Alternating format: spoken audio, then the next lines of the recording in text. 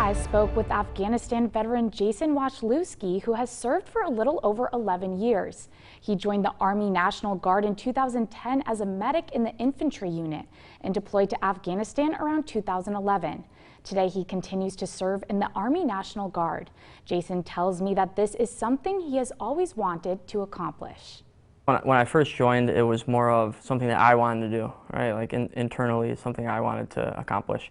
And then once you kind of go through it, you start to get that sense of, like purpose and patriotism and selfless service and things like that.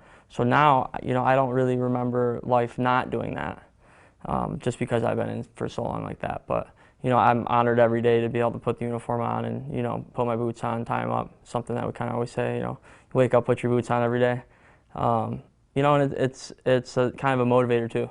Do you have any specific memories during your time that just really resonate with you? Yeah, so I mean, there's a couple like kind of bigger things that I think about. One is just like the camaraderie, right? Like all walks of life come into the U.S. military, whether it's Army or Marine Corps, Air Force, Navy, and you kind of put away everything else because you're all on the same team, and it's like that's a cool feeling, especially if you come, some people come from a small town, or some people may come from a different country and serve here. It's like the biggest melting pot of people working together to get something done.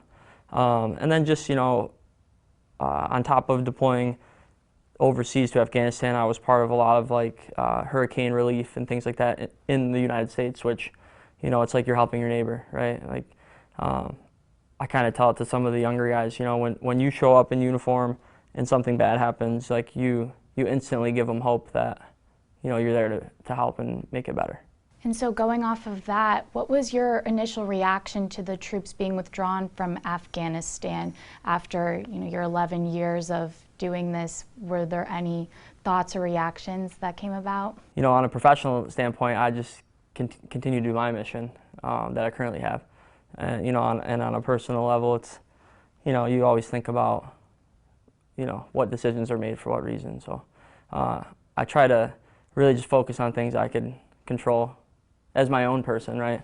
But I've talked to a lot of my friends and things that I've served with as well, and it's good to have open dialogue about things like that, and it kind of helps people feel better about it too. Talk about it openly and not kind of internalize that kind of stuff. So you talked about the camaraderie. What is it like knowing all of the connections that you've made and the friendships that you've made throughout those 11 years? So some of my best friends that I've ever met, I might have only spent 3 or 4 months with them at first. I didn't spend my whole life with them. But those bonds that you build last forever, I was at a school for like 6 weeks at one point, and, a couple of my best friends came out of that school, and we don't even live on the same side of the United States. So, I continue to talk to them, and it just kind of builds that big network of, if I'm going to a base in California, chances are I know somebody there at that point.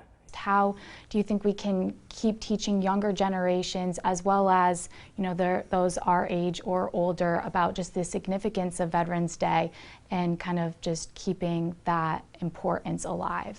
I remember when I was a kid, every Veterans Day they'd have a huge Veterans Day ceremony where they invite all these veterans from all these wars in, and it would be like almost a full day thing where they would have people talk about their experiences.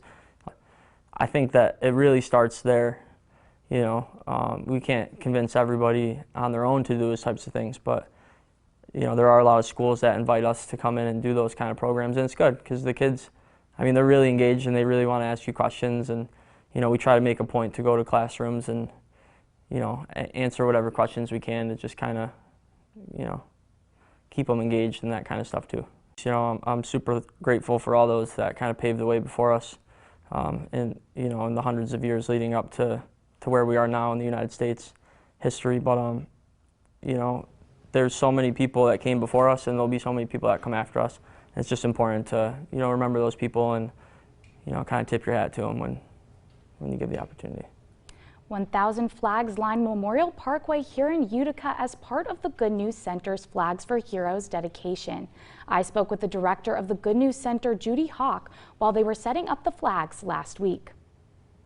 People can sponsor a flag, and then we put a tag on it, and people can come and find the flag. So it could be somebody who was served in the military, so a veteran, could be somebody who's active military, or it could be somebody that's a first responder. So far, 900 of the 1,000 flags on the healing field have been sponsored. The director of the Good News Center, Judy Hauk, says that the memorial serves as a place for people to tell the stories of their loved ones. A lot of times people have lost loved ones in the service and they've never been able to retrieve their last remains. So this actually serves as a place for people to come, and actually if you start talking to people who have seen their flag, they'll start telling you the story of their loved one and what it means to have a place where their loved one can actually be remembered, especially if their loved one was lost in service to our country. The money raised through the program goes to the Citron Military Rehabilitation Program to help 9/11 veterans receive the services they are in need of. And there has already been a positive response from the community. Cars going by that have been beeping their horns and